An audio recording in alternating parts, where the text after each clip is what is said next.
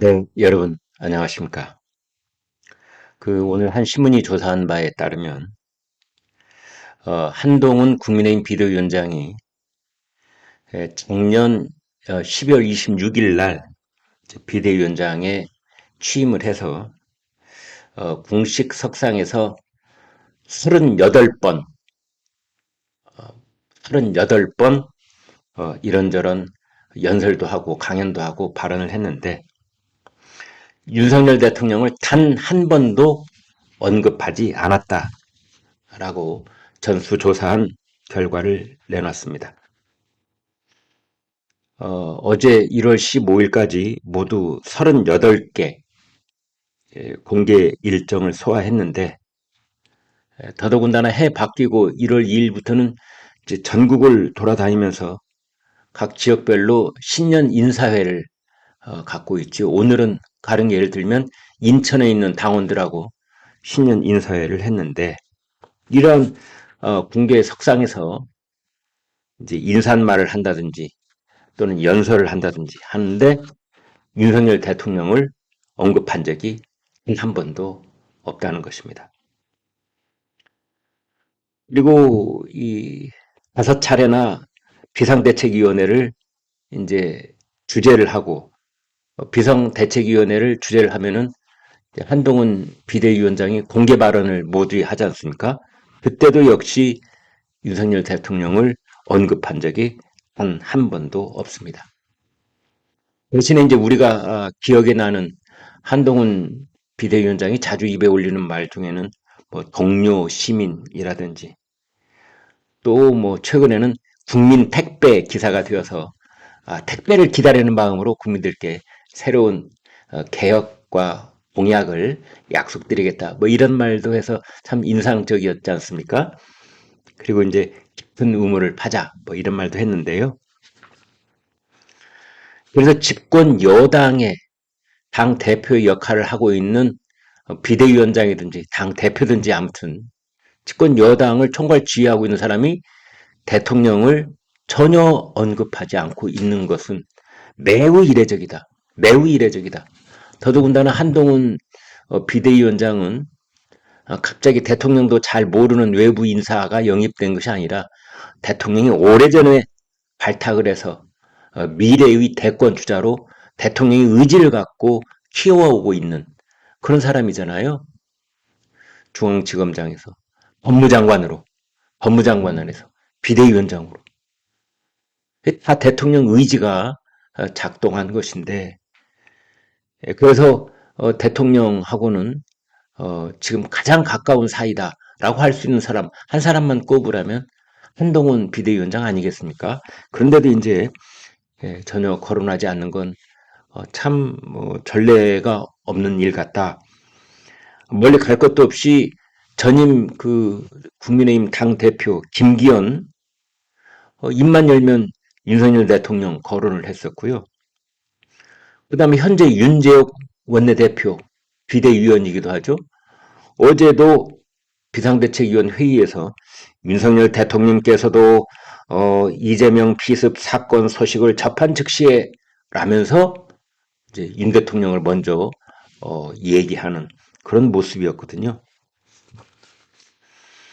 아무튼 취임 연설에서 동료 시민 이라는 말로 화제를 모았던 한동훈 비대위원장, 그 연설문에서조차 윤석열 대통령에 대한 언급은 없었습니다.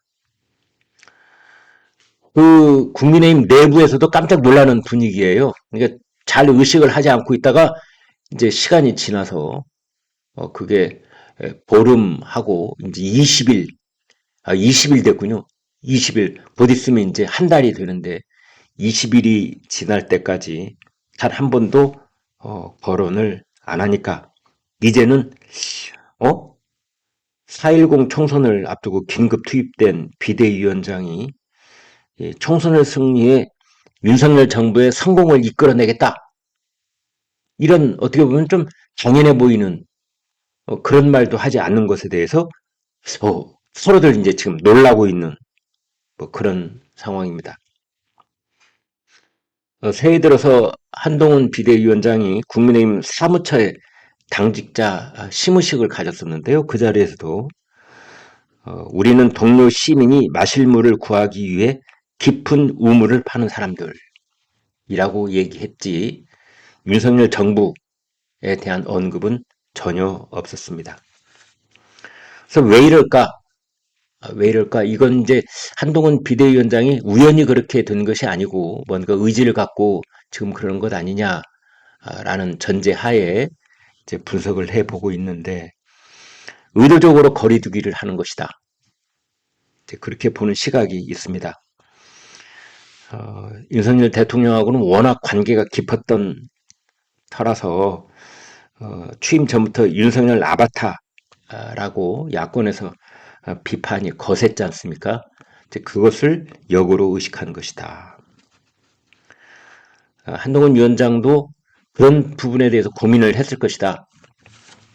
윤석열 대통령을 앞세우는 것이 집권 여당을 위해서 본인 얘기가 아니고요. 집권 여당을 위해서 윤석열 대통령을 앞세우는 것이 긍정적인 효과를 거둬올지 아니면 그 반대일지 고민하던 끝에 일단 지금은 거론하지 않는 것이 좋다. 이렇게 봤을 수도 있다는 거고요.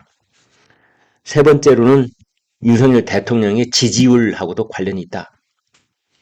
지금 윤석열 대통령이 30% 중반대 그 박스권에 갇혀 있지요. 그 다음 네 번째로는 지금 야권이 그렇지 않아도 김건희 리스크를 고리로 공세를 펴는 상황이기 때문에 일단은 윤석열 대통령과 김건희 여사 이 대통령 부부를 이렇게 애둘러 돌아가는 우회하는 그런 전략을 택한 것으로 보인다. 근데 이런 분석이 가능한데 이러한 분석의 그 결과를 민감하게 보여주는 사람들이 국민의힘 국회의원들입니다. 지금 이제 총선 국면이기 때문에 뭐 의정 보고서 유권자들한테 다 돌리고 하잖아요. 그때 그 사람들이 의정 보고서에 첨부하는 사진을 보면 알 수가 있습니다. 전부 다 한동훈 앞세우기가 한창입니다. 윤석열 대통령 얼굴은 잘 보이지 않고 전부 다 한동훈 앞세우기 하고 있습니다. 정진석 국민의힘의 중진 중에 중진이죠. 네, 의정 보고서 이렇게 정진석의 슬기로운 의정 생활 했는데 누구하고 함께 찍은 사진? 한동훈 비대위원장하고 함께 찍은 사진을 딱 페이지를 원통 할애하는 사진으로 한동훈을 내세우고 있습니다. 그죠? 정진석부터가 그렇게 하고 있습니다. 윤석열 대통령하고 서울대 동기생이라는 김영선 의원, 그 다음에 박수영 의원의 페이스북 게시물 볼까요? 사진 또 보여드리겠습니다. 지금 왼쪽에 있는 건 네, 김영선 의원 프로필 사진이고요. 한동훈 비대위원장과 함께 있는 사진. 오른쪽은 오늘의 박수영 그러고 있는데 한동훈 비대위원장과 인사를 나누는 여기에도 저기에도 한동훈 모습만 보이는 겁니다. 국민의힘 국회의원들부터가 지금 이렇게 하고 있는 겁니다.